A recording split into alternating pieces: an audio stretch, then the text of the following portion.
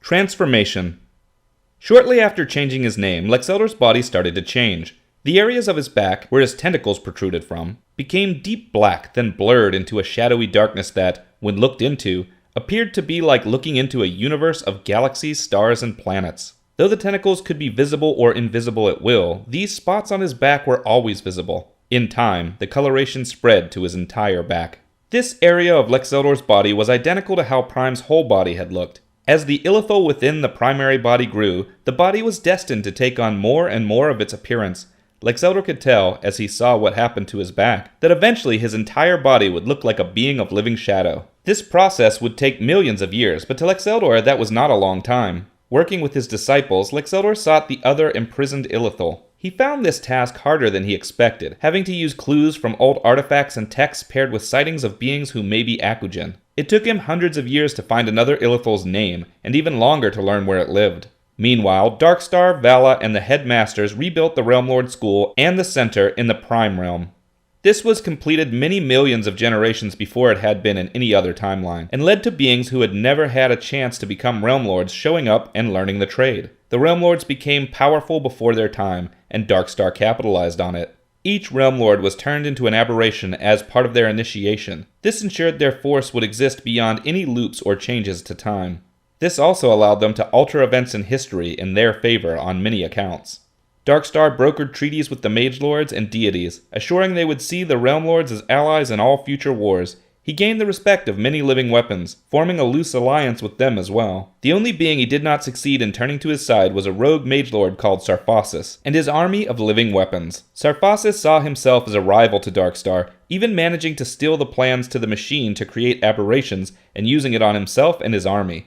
He did not attack Darkstar outright, but believed they were locked in a race to see who could claim the majority of the cosmos as the quickest. Darkstar exerted a lot of effort to keep Sarphasis' empire from expanding too quickly. Bylon continued to train with Dacheldor in the ways of the illithal. He got so good at the training, it assured Dacheldor who the first being he would turn into an illithal would be. Now that he was forcing his clone to relive his old life, he was finally able to fully forgive Bylon. He understood the delicate balance between fate and free will in a unique new way. Shakarok and Vala explored their relationship, which was uncomfortable for Dacheldor at first. He experienced everything Shakarok did, so intimacy between his former apprentices felt strange. This was nowhere near as strange as his relationship with Kara and Doomsday, both of whose thoughts he knew intimately. Their relationship with him ranged from all agreeing to keep their feelings to themselves, to one of them having a relationship with Dacheldor at a time, to both of them having a relationship with Dacheldor at the same time, to both of them having a relationship with each other, and back to all agreeing to keep their feelings to themselves. Eventually, they all grew used to the situation, having occasional flings with one another, but mostly treating their relationships more professionally and moving on to find other mates.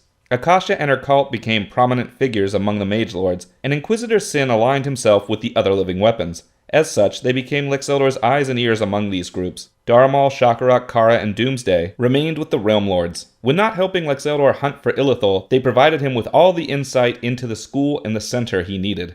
Gas, whose powers had always seemed a mystery, was in actuality a deity. He had become one sometime after his initial release from the lesser realm of undeniable truth. He was never able to gain favor with the other deities, but was excellent at keeping tabs on them. He became Dacheldor's eyes and ears with them.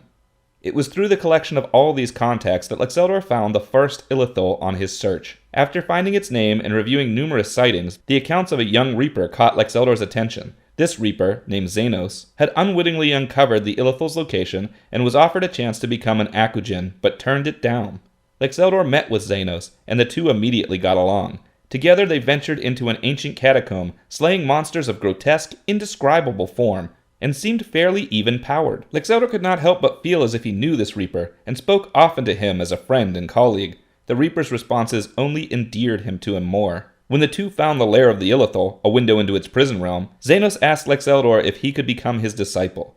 The decision seemed rash, impulsive for both involved, but Dacheldor could not help but feel as if it was meant to be. He struck Xenos with a tentacle, and their minds became one. As Xenos became an aberration, the truth of who he had been in past timelines came to him. Both he and Dacheldor saw the being he was meant to eventually grow into, the true Grim Reaper, Dark One. Dacheldor shed tears of joy to finally understand why he felt so strongly connected to Xenos. Dark One had been his mentor during the most crucial parts of his past.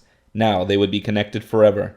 He extended Xenos the same courtesy as his other disciples. Xenos could connect to Dacheldor or the others at will, but would otherwise feel as if he was his own being. Xenos exercised this far differently from the others, often choosing to remain directly connected to Dacheldor so they could both explore the concept of true unity. Together they unlocked the prison of the Illithal. Dacheldor took on the Illithal while Xenos fought his Akugen minions. As Dacheldor's left arm touched the Illithal, its body seemed to explode, as its energy was pooled into the arm.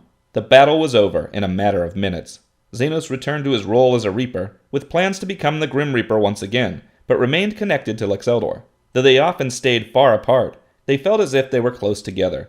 Xenos returned any time Dacheldor was about to enter a fight, and spoke in his mind during periods of rest. Dacheldor entered Bylon's temporal caverns and placed his left arm on him. The two concentrated, momentarily feeling each other's energy, and the full power of the Illithal Dacheldor had absorbed exited his arm and filled Bylon. It took all of Bylon's understanding of the training he had undergone to keep from losing his mind, but, after an explosion of brilliant light, his body changed. Long golden tentacles stretched out from his back, colored by the power of time. Bylon was now an infant Illithal, like Dacheldor. Brothers and Rivals. When Dacheldor was not hunting Illithal, he assisted Darkstar in his efforts to align the Realm Lords, deities, mage lords, and living weapons. Because this required him to be seen by a great many people, and he did not want people outside of his trusted friends to know the truth about Dacheldor, he had to take on a new appearance. He chose to appear human, though with similar physical features to his original body, removing his horns from sight, changing his eyes and teeth, rounding his ears, and giving his skin pigment. This transformation was an illusion he cast on himself, and those who could see through such illusions saw him as he really was. To them, if they knew of Dacheldor, he would claim to be Dacheldor's father. Dacheldor gave up using the Demon Edge in favor of two massive swords instead, and changed the color of his armor to a brilliant silver. Each sword held the properties of the original Demon Edge, and together rivaled its power, but looked nothing like it. The armor's design was tweaked as well, to look different enough that others would not immediately see the resemblance to Dacheldor's eventual armor. In addition to helping Darkstar with the Alliance, he helped Darkstar hunt and destroy threats to the cosmos. It was not long before he was well known to all the groups involved in the Alliance as a powerful aid in times of need. Since he was not specifically part of the Realm Lord school, he was also viewed by many as a neutral party. For those who could see through his illusion, the shadow-like coloring on his back slowly crept over his shoulders and down his arms. The black coloring of his left arm became indistinguishable from the rest of his body once the coloring met it. His right arm became colored as well, and eventually his chest was consumed completely. It was as if, from the waist up and neck down, he was a being of living shadow. Darkstar was fascinated by Dacheldor's transformation, but nothing interested him more than the growing of the Realm Lord School, the Center, and the Alliance. He became so deeply engaged with it, he decided he did not want to take over Limbo in this timeline. He reached out to Bylon to discuss making a clone of himself in the cloning facility, like Dacheldor's, to relive his past in the same way. Bylon worked out a method that would cause Silverstar to create an exact replica of Darkstar and send it on the same course as the original Darkfire, but it required Darkstar to come into the facility and give some of his genetic material. While doing so, he would have to remove his immortality rings.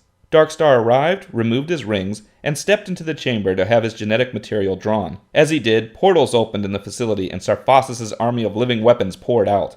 They attacked full force, holding Bylon back and killing Darkstar. Once they were certain he was dead, they left with plans to attack the Realm Lords. Bylon knelt over his brother's remains sobbing. He tried to place the rings back on his fingers, but they did not restore his life. Then Bylon had a strange idea. He placed the rings on his own fingers, lifted a tentacle, and thrust it through Darkstar's chest. The power of the rings merged with Bylon and filled Darkstar, granting them both true immortality. Darkstar awoke as his body healed, and his mind and Bylon's became one. Darkstar was now Bylon's first disciple. Reaching out to Dacheldor telepathically, they called him and Den to their location, then opened a portal to the throne room of Sarphossus. With all of his forces attacking the Realm Lords, Sarphossus was ill-prepared to face two Illithal, Den, and the resurrected Darkstar. A battle ensued that tore Sarphossus' castle to shreds and led to his ultimate defeat. As an immortal, Sarphossus could not be killed, but Dacheldor and Darkstar did much worse to him. They reached into his mind and utterly destroyed him from the inside, turning him into a blathering fool, barely capable of thought. In the end, he could not even say his own name right, calling himself Sassafras. The living weapons came to the aid of their master, returning from the battle with the Realm Lords. Lexeldor and Bylon tore them apart, while Darkstar pulled handfuls of them into pockets of reality. But Den was struck by a critical blow. When the battle was over, all of the living weapons were dead, or had sworn allegiance, but there was one thing left to do. Bylon knelt over Den's body and lifted a tentacle. Darkstar pleaded that there must be another way. Having Den's mind always with them would be unnaturally disturbing. Lexeldor promised he could teach Bylon how to let the others have their separate minds, as he did with his disciples. The tentacle struck, and Den became Bylon's second disciple. Darkstar and the others returned to the Realm Lord School and helped facilitate repairs. Lexeldor helped Bylon learn to grant each of his disciples their own degree of freedom. Den delighted in showing them the darkest parts of his mind. Once all were finished, the school and center stood even stronger than before, and Darkstar could not have been prouder. His connection to his brother gave him a sense of closure he could not explain, and he had grown to fully appreciate Den. Still, he was happy to be free to think on his own again. A clone of Darkstar, named Darkfire, made his way into the world, and that Darkfire would follow the path of the original exactly. In fact, to make sure of it, Bylon connected to that Darkfire as well, making him a disciple using the same restrictions Lexeldor had with Dacheldor.